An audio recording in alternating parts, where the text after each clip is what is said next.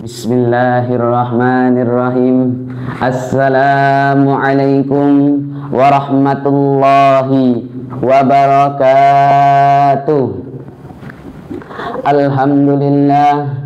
Alhamdulillahilladzi anzalal Qur'an hudan linnasi wa bayyinatin minal huda wal furqan.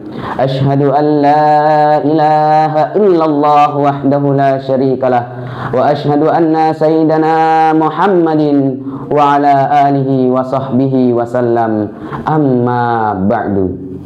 Dewan juri yang arif dan bijaksana dan seluruh pendengar yang insya Allah dirahmati oleh Allah. Saya Muhammad Sayyid Al-Karim, perwakilan dari Pondok Pesantren Qurrata A'yun, akan membawakan judul pidato yang insya Allah saya beri judul menghormati keberagaman agama di era globalisasi bagi generasi Z. Kami sebagai anak muda yang sering disebut dengan generasi Z merupakan kunci peradaban di masa yang akan datang. Sebagaimana pepatah Arab mengatakan, subhanul yaum rijalul khad, pemimpin pemuda masa kini, pemimpin di masa yang akan datang. Maka dari itu, membangun era globalisasi yang harmonis harus dimulai dari pemudanya. Bagaimana para pemuda menghormati nilai-nilai Pancasila, yaitu dengan persatuan dan kesatuan bagi bangsa Indonesia. Bagaimana mungkin persatuan akan hadir tanpa adanya menghormati keyakinan orang lain, menghormati pendapat orang lain, karena hal tersebut merupakan salah satu nilai sila yang pertama, yaitu ketuhanan yang Maha Esa, di mana setiap insan di republik ini memiliki hak untuk beragama, mempercayai keyakinannya, dan tanpa ada pemaksaan. La ikraha fid din. Maka dari ini, poin penting dalam pidato singkat ini adalah bagaimana kita harus menghormati keberagaman agama di era globalisasi ini. Era di mana semua orang memiliki media, era di mana menyebarkan suatu berita hanya cukup dengan satu ketukan jari saja.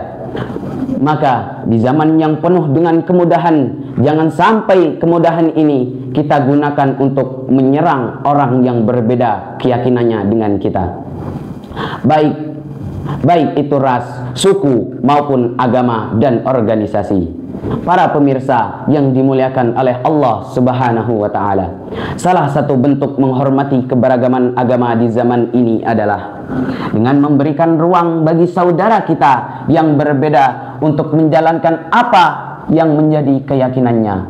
Sebagaimana mayoritas seharusnya kita menjadi Islam sepenuhnya. Bagaimana Islam sepenuhnya? Adalah memberikan jaminan keamanan bagi siapapun yang hidup di lingkungan yang mayoritasnya penduduknya beragama Islam.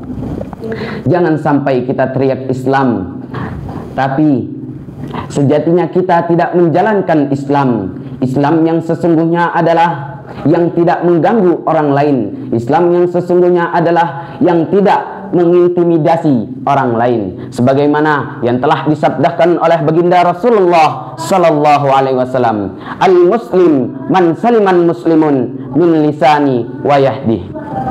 Muslim sejati adalah orang lain yang selamat dari kejahatan lisannya dan kejahatan tangannya.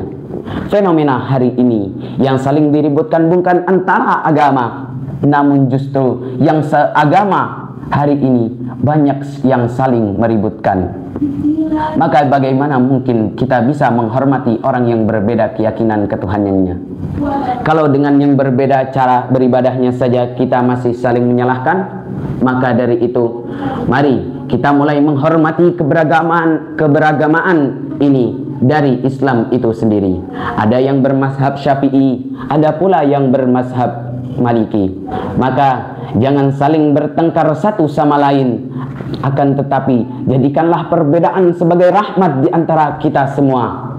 Barulah nantinya kita akan mudah untuk menghormati agama orang lain. Dan jangan sampai kita memandang perbedaan sebagai tembok kita untuk tidak bersatu, tapi justru perbedaan adalah titik di mana kita harus bersatu. Sebab sepasang suami istri tidak akan sebab sepasang suami istri tidak bisa bersatu jika mereka semuanya bersama. Akan tetapi ada yang wanita, akan tetapi ada juga yang lelaki, sehingga mereka bisa bersatu dalam sakinah, mawadah, dan warahmah. Maka mari kita ambil poin penting ini untuk mewujudkan keharmonisan dalam bernegara, tak memandang agama maupun mazhab. Karena dengan bersatu kita dapat mewujudkan segala torehan prestasi dan kebanggaan, dan dengan perpecahan kita hanya akan mendapatkan kesengsaraan. Maka di akhir pidato ini saya mengajak kepada hadirin sekalian, saya mengajak kepada semua yang mendengarkan pesan singkat ini untuk bijak selalu mengambil langkah, untuk bijak selalu dalam mendengar, bijak di dalam menghadapi perbedaan. Jangan mudah terprovokasi dengan bisikan-bisikan di medsos dan di FYP-mu. Dengan ini kita dapat menjalankan semboyan kita tercinta yang telah digagas oleh para pahlawan kita, yaitu Bhinneka Tunggal Ika, berbeda-beda namun tetap satu tujuannya, yaitu persatuan dan kesatuan Indonesia. Hadirin dimanapun Anda berada yang dirahmati oleh Allah, mungkin cukup sekian pidato singkat yang dapat saya sampaikan. Kurang lebihnya saya mohon maaf. Kepada Allah kita sama-sama mohon ampun. Kalau ada sumur di ladang, boleh kita menumpang mandi. Kalau umur sama panjang, boleh kita berjumpa lagi.